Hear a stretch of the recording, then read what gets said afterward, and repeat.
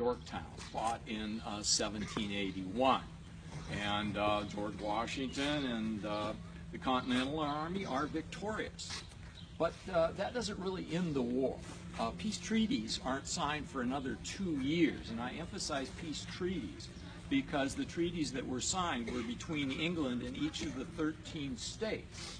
And during this 2-year period, the British Army is still on American soil. They're mainly located around the New York State area.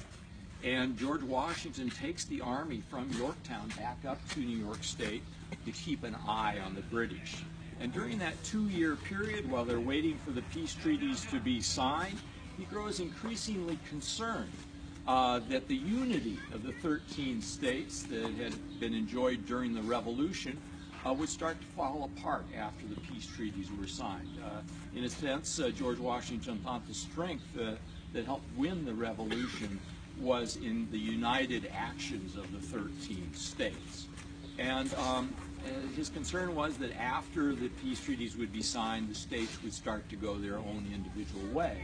And in that way, the strength of the country known during the Revolution would be dissipated.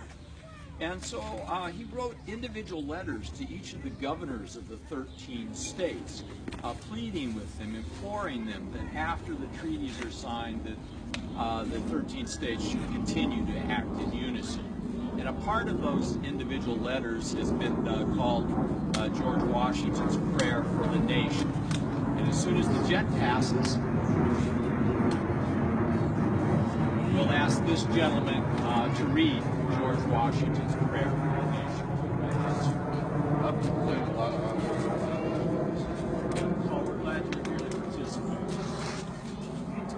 I now make it my earnest prayer that God will have the United States in his holy protection, that he would incline the hearts of the citizens to cultivate a spirit of subordination and obedience to government, to entertain a brotherly affection and love for one another, for their fellow citizens of the United States at large, and particularly for their brethren who have served in the field.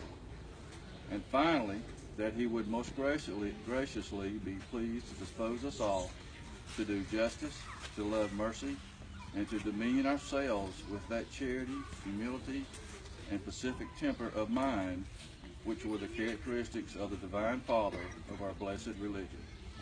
And without an humble imitation of whose example in these things we can never hope to be a happy nation.